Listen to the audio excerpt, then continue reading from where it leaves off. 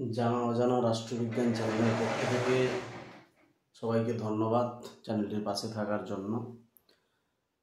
আজকে আমি মূলত কিছু জনের রিকোয়েস্টে তো ফোর্থ সেমিস্টারের কিন্তু আমি সিলেবাসটা দিয়ে দিয়েছিলাম, যেহেতু ফোর্থ সেমিস্টারের পরীক্ষা সামনে, আবার 3 মাস পরে ওদের উচ্চ মাধ্যমিক পরীক্ষা। এবং আরেকটা সিলেবাস খুব দরকার বর্তমান, যেটা হচ্ছে যারা ফার্স্ট সেমিস্টার পরীক্ষা দিল, অর্থাৎ এখন তারা সেকেন্ড সেমিস্টার পরীক্ষা দেবে তাদের জন্য। তাই সেকেন্ড সেমিস্টারটা আমি ইংলিশটাকে মূলত একদম স্পেসিফিক, বইতে কিন্তু অনেক কিছু এক্সট্রা আলোচনা করা আছে, কিন্তু আমি সিলেবাস ভিত্তিক যে কি পড়তে হবে তোমাকে একদম মেনলি সেগুলো বলে দিচ্ছি, এবং কোন অধ্যায় থেকে কত নাম্বার ওটাও একসঙ্গেই বলে দিচ্ছি, একটু দেখে নিবে। এবং মূলত যারা আমরা এসএসসির জন্য প্রিপারেশান নিচ্ছি তাদের ক্ষেত্রেও আমার মনে হয় প্রত্যেকটা সেমিস্টারের সিলেবাস কিছুটা হলেও জেনে রাখা ভালো। আমি ফোর্থ সেমিস্টারটা ভালো করে বুঝিয়ে দিয়েছি একটা ভিডিওতে, এটা সেকেন্ড সেমিস্টারের কী কী সিলেবাস আছে সেটা কিন্তু একটু দেখে নিতে পারো। আমি লিখে দিয়েছি যে সিলেবাস সেমিস্টার 2, তো সেই সিলেবাস সেমিস্টার 2 এর মধ্যে একদম 6টা টপিক আছে, আমরা কিন্তু দেখে নিব 6টা, 1 2 3 4 5 6। তো এই যে 6টা টপিকের মধ্যে প্রথম যে বা ফার্স্ট টপিক সেটা বলছে কে কনসেপ্ট অফ পলিটিক্যাল থিওরি, অর্থাৎ রাজনৈতিক ধারণা। রাজনৈতিক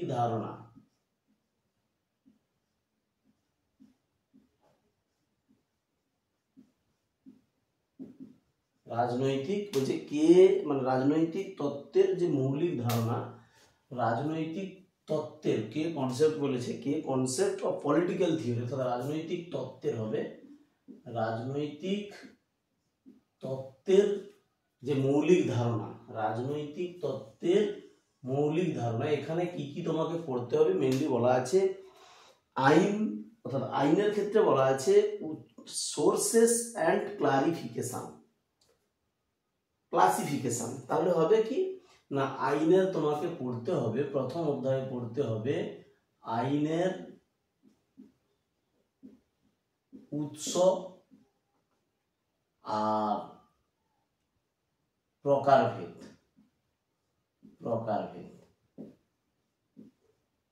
আইনের উৎস তোমরা তোমরা পড়বে, 6খানা আইনের উৎস আছে, এবং প্রকারভেদ মেইনলি জাতীয় আইন এবং আন্তর্জাতিক আইন। তো এটা আমাকে পড়তে হবে। আর কি কি পড়তে হবে এর পার্টগুলো বলছি। তারপরে বলছে আইনের পরে বলছে লিবার্টি, মিনিং, ক্লাসিফিকেশন, সেফগার্ড। তাহলে স্বাধীনতা সম্পর্কে পড়তে হবে। স্বাধীনতা, এখানে কি কি পড়তে হবে বলছে অর্থ, মিনিং বলছে, আর কি বলছে ক্লাসিফিকেশন আর সেফগার্ডস, মানে শ্রেণীবিভাগ বা রূপ, শ্রেণীবিভাগ, আর হচ্ছে সেফগার্ড মানে রক্ষা কবচ। আর স্বাধীনতার অর্থ পড়ব, শ্রেণীবিভাগ মানে ওই স্বাধীনতার রূপগুলো পড়তে হবে, যেগুলো হচ্ছে অর্থনৈতিক স্বাধীনতা, রাজনৈতিক স্বাধীনতা, তাই না, পৌর স্বাধীনতা, এগুলো পড়তে হবে। আর তার রক্ষা কবচ মানে কি কিভাবে স্বাধীনতা রক্ষিত হতে পারে। ঠিক আছে, এই 3টা। আর কি আছে এখানে, আর আছে ইকুয়ালিটি। মানে কি সাম্য। সাম্যর ক্ষেত্রে বলছে কি কি পড়তে, সাম্যর ক্ষেত্রে বলছে মিনিং অ্যান্ড নেচার, অর্থাৎ অর্থ ও প্রকৃতি, এবং সেই সঙ্গে বলছে অর্থ এবং প্রকৃতির সঙ্গে ব্র্যাকেটে বলে দিয়েছে কি কি তুমি পড়বে রূপগুলো বা ডিফারেন্ট ফ্রম, অর্থাৎ তার রূপগুলো পড়তে হবে কি কি না, বলছে সোশ্যাল, পলিটিক্যাল, লিগাল, মানে সামাজিক, রাজনৈতিক,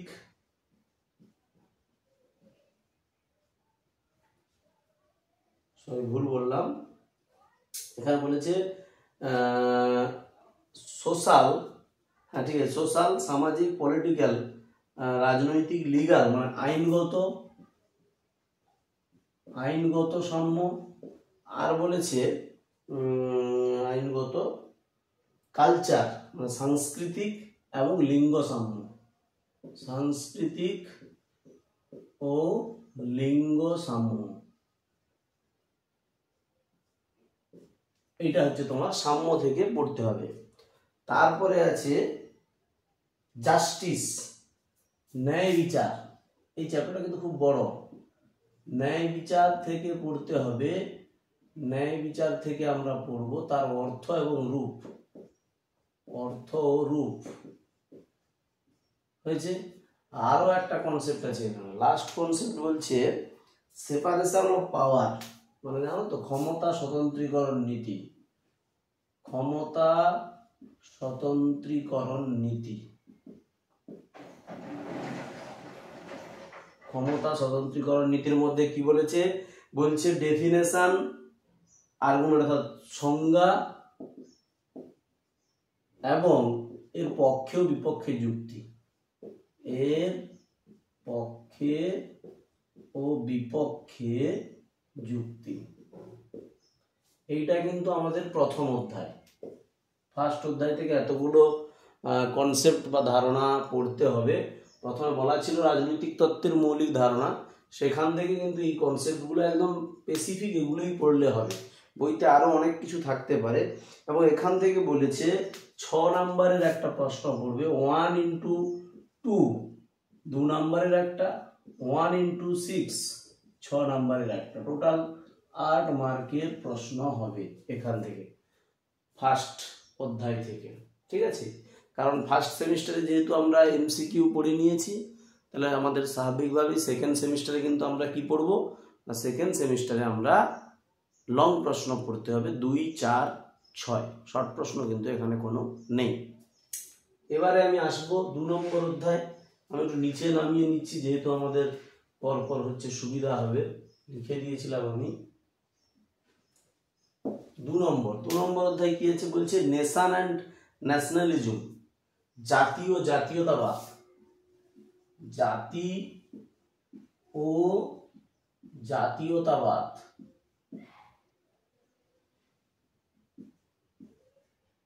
জাতীয়তাবাদ এখানে কার কার কনসেপ্ট পড়তে হবে, এখানে দিয়েছে মূলত তোমাদের 4 জনের কনসেপ্ট পড়তে হবে।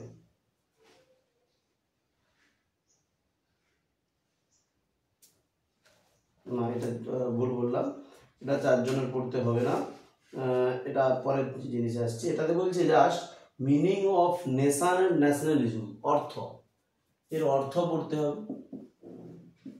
নেশন এবং ন্যাশনালিজমের কি পড়তে হবে, অর্থ পড়তে হবে, অর্থ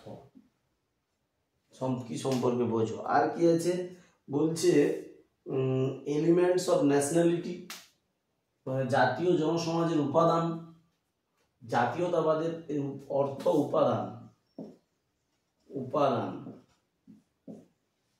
ঠিক আছে, আর কি পড়তে হবে বলছে ন্যাশনাল সেলফ ডিটারমিনেশন, মানে বলছে আত্মনিয়ন্ত্রণের অধিকার, আত্মনিয়ন্ত্রণের অধিকার।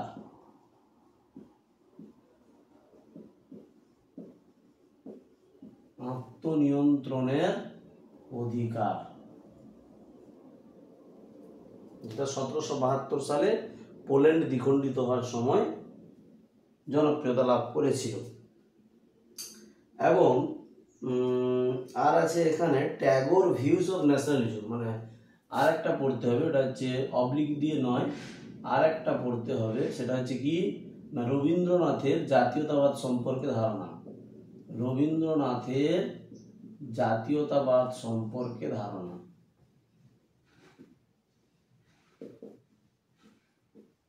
রবীন্দ্রনাথের জাতীয়তাবাদ সম্পর্কে কিন্তু ধারণা করতে। আর উপাদানটা কার বললাম, উপাদানটা হচ্ছে জাতীয় জনসমাজের, জাতীয় জনসমাজের। বুঝছে, এই হচ্ছে তোমাদের দ্বিতীয় অধ্যায়। দ্বিতীয় অধ্যায় থেকে বলছে 6 নম্বরের পড়বে না, অর্থাৎ 1 into 2, আর এখানে 2 একটা পড়বে, বা আমি একদম সংক্ষেপে লিখে দিয়ে দিলে সুবিধা হবে, এত লেখার দরকার নেই। 2 + 4 = 6, একটা 2 আর একটা 4, একটা 2 নম্বরের প্রশ্ন পড়বে, একটা 4 নম্বরের প্রশ্ন পড়বে, টোটাল 6 নাম্বার এখান থেকে। এবারে আমি আসবো তৃতীয় অধ্যায়, 3 নম্বর অধ্যায়। 3 নম্বর অধ্যায়ে কি বলছে? বলছে forms of government. Forms of government, সরকারের বিভিন্ন রূপ। সরকারের বিভিন্ন রূপ।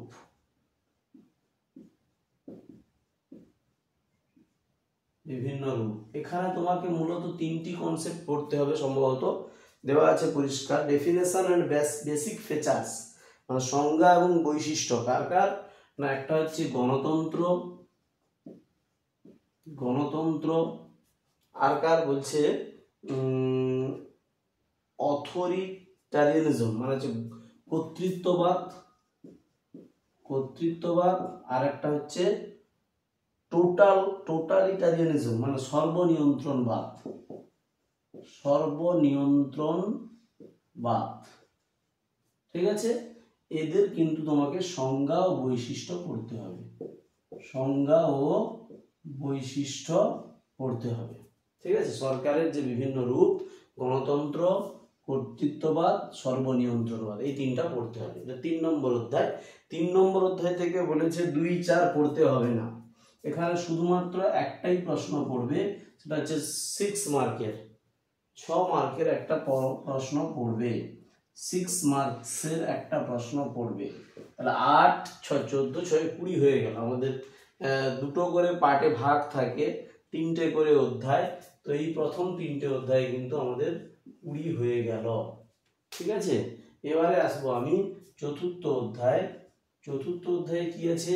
চতুর্থ অধ্যায় বলছে কন্টেম্পোরারি ইন্ডিয়ান পলিটিক্যাল থট, সমকালীন ভারতীয় রাষ্ট্রচিন্তা। সমকালীন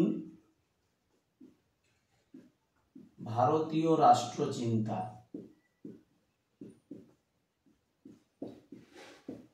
রাষ্ট্রচিন্তা, এখানে মূলত যাদের কথা আমাদের পড়তে হবে বা যাদের ধারণা, প্রথমেই বলেছে গান্ধী, গান্ধীজি, গান্ধীজির কি কি কনসেপ্ট আমরা পড়বো বলেছে? সর্বোদয়, নন ভায়োলেন্স, মানে অহিংসা, ট্রাস্টিসি, মানে অছিতত্ব। তাহলে সর্বোদয় পড়বো, সর্বোদয় ধারণাটা পড়বো, অহিংসার ধারণা পড়বো, আর অছিতত্ত্বের ধারণা পড়বো, অছিতত্ত্বের ধারণা পড়বো। এই 3টা কনসেপ্ট কিন্তু গান্ধীজির পড়বো। আর কে কে আছে? বলছে বিবেকানন্দ পড়তে হবে, বিবেকানন্দ। বিবেকানন্দের কি পড়তে হবে? বিবেকানন্দের বলছে সোশিও পলিটিক্যাল রিফর্মস, সামাজিক রাজনৈতিক সংস্কার সম্পর্কে পড়তে হবে, সামাজিক রাজনৈতিক সংস্কার, সংস্কার।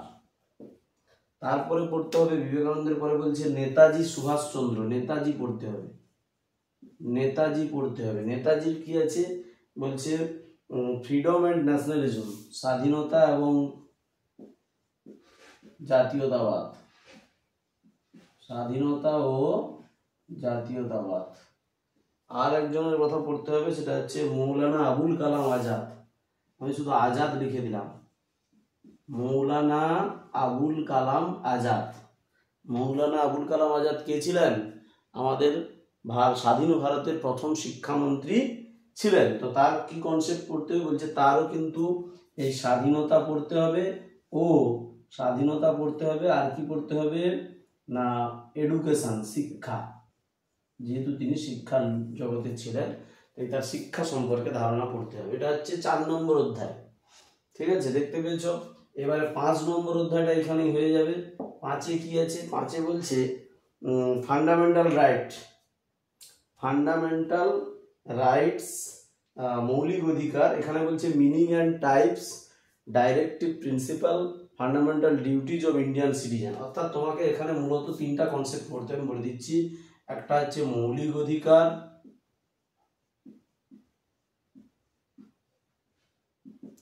নির্দেশমূলক নীতি, নির্দেশমূলক নীতি, আর একটা হচ্ছে মৌলিক কর্তব্য, মৌলিক কর্তব্য, এই তিনটে কনসেপ্ট কিন্তু এখানে তোমাকে পড়তে হবে।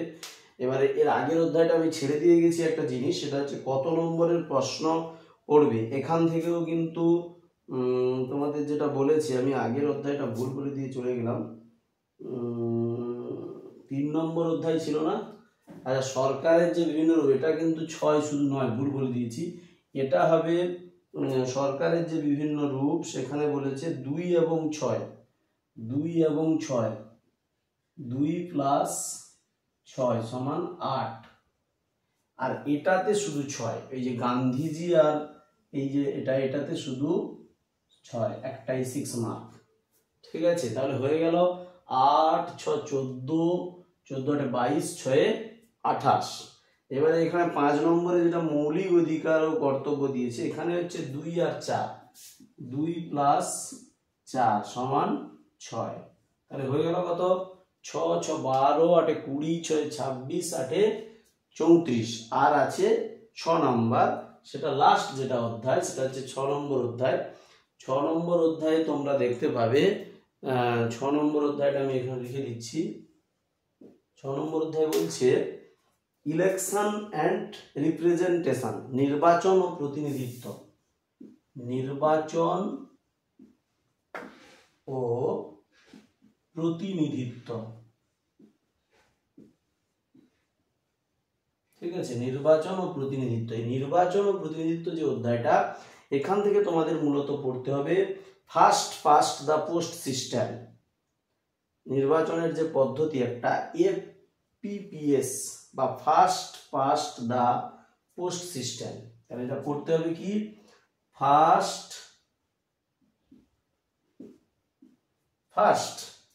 আমি বাংলায় লিখে দিচ্ছি যাতে সুবিধা হয় পড়তে, past the post system, past the post system, এই পদ্ধতিটা পড়তে হবে আমাদের। আর এটা, আর তার সঙ্গে বলেছে ইলেকশন কমিশন অফ ইন্ডিয়া, মানে ভারতের নির্বাচন কমিশনের গঠন কার্যাবলী, ভারতের নির্বাচন কমিশনের গঠন ও কার্যাবলী। এখান থেকে মাত্র এই দুটো জিনিসই পড়তে হবে, এবং এখান থেকে আছে 2 + 4 = 6, টোটাল 6 নাম্বার। তাহলে আমরা কিন্তু এই জিনিসগুলো মূলত পড়বো। আমি আরেকবার ভালো করে বলে দিচ্ছি।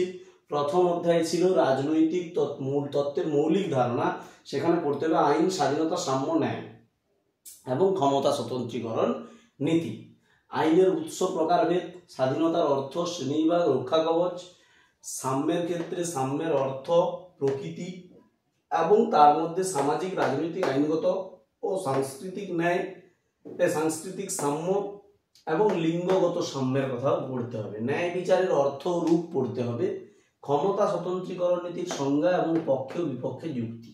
এখান থেকে মূলত বড় প্রশ্নের জন্য পড়তে হবে, আর 2 নম্বরের জন্য পড়তে হবে এই 1 নম্বর অধ্যায় থেকে। 2 নম্বরে বলছে জাতীয়তাবাদ, এখানে পড়তে হবে অর্থ, উপাদান, আর এটা জাতীয় জনসমাজের উপাদানটা আমি বলে দিয়েছিলাম, আর আত্মনিয়ন্ত্রণের অধিকার, তাই না, আর হচ্ছে রবীন্দ্রনাথের জাতীয়তাবাদ সম্পর্কে ধারণা। 6 নম্বরের টোটাল প্রশ্ন, একটা 2 আর একটা 4। এবারে আসবো সরকারের বিভিন্ন রূপ। এখানে 3টা কনসেপ্ট, গণতন্ত্র, ডেমোক্রেসি, কর্তৃত্ববাদ, সর্বনিয়ন্ত্রণবাদ, এই 3টে কনসেপ্ট কিন্তু পড়তে হবে। তারপর যে সমকালীন ভারতীয় রাষ্ট্রচিন্তা, এখানে মূলত 4 জনের কথা পড়তে হবে, গান্ধীজি, বিবেকানন্দ, নেতাজি, আজাদ, মৌলানা আবুল কালাম আজাদ। গান্ধীজির হচ্ছে সর্বোদয়, অহিংসা, অচিতত্ব, বিবেকানন্দের হচ্ছে সামাজিক রাজনৈতিক সংস্কার, নেতাজির হচ্ছে স্বাধীনতা ও জাতীয়তাবাদ, আজাদ যে মৌলানা আবুল কালাম আজাদের হলো স্বাধীনতা এবং শিক্ষা সম্পর্কে ধারণা করতে হবে। এটা শুধুমাত্র 6 নম্বরের প্রশ্ন। সবগুলোতে কিন্তু একটু আমরা তাহলে জেনে নিতে পারলাম যে 6 নম্বরের জন্য পড়তে হবে, একদম বড় প্রশ্নের জন্য 3 4 এবং 1 1 3 4 1 3 4, এই 3টের থেকেই কিন্তু আমরা 6 নম্বরের জন্য পড়ব। এবার 5 নম্বরে আছে মৌলিক অধিকার নির্দেশমূলক নীতি এবং মৌলিক কর্তব্য, এই 3টে কনসেপ্ট পড়বো।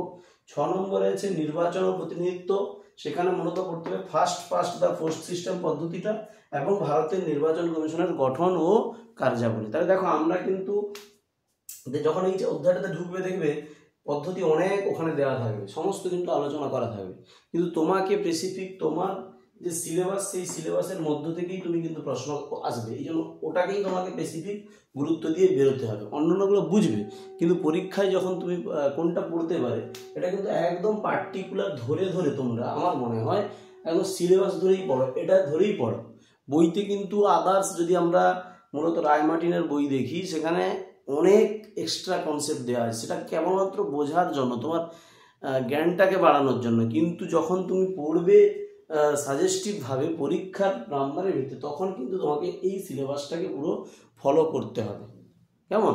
এটাই হচ্ছে টোটাল সিলেবাস এবং নাম্বারও দেওয়া আছে, টোটাল 40 মার্ক। একই রকমভাবে টোটাল হচ্ছে 40 মার্ক এখানেও কিন্তু, আর এখানেই কিন্তু থাকছে প্রজেক্ট 20 মার্ক, প্রজেক্ট 20 মার্ক দিলে কিন্তু 60 আর 40 কত হবে? 100। এটা কিন্তু মানে এই ক্লাস সেকেন্ড সেমিস্টার মানেই হচ্ছে 1টা তোমরা দিয়ে দিয়েছো, 2টা হয়ে গেলেই তোমাদের ক্লাস 11 শেষ হয়ে যাবে। 3, 4 হবে উচ্চ মাধ্যমিক, তাই না? তাহলে এটা হচ্ছে 11-এর লাস্ট স্টেজ, এটা দেখে নাও। আমি স্ক্রিনশট মেরে নিতে পারো, বাংলাতে পুরো করিয়ে দিলাম, কারণ বইতে কিন্তু দেখবে অনেক বইতে বাংলা করা আছে, আমি বলছি না, কিন্তু ওখানে অনেক এক্সট্রাও অনেক কিছু দেওয়া আছে, এক্সট্রা আরও অনেক কিছু অমুক অর্থ প্রকৃতি অমুক করে দেওয়া আছে, আলোচনা করা আছে, কিন্তু ওগুলো তোমার পড়ার দরকার নেই, শুধু জাস্ট বুঝবে, স্যারেরা যখন বোঝাবে ক্লাসে তখন বোঝো, কিন্তু বাকি তোমাকে যখন পড়তে হবে বই ধরে যে আমি পরীক্ষার জন্য পড়বো, প্রস্তুতি নেব, তখন কিন্তু তোমাকে এই সিলেবাস ধরেই এই রকমভাবেই পড়ে যেতে হবে। ধন্যবাদ।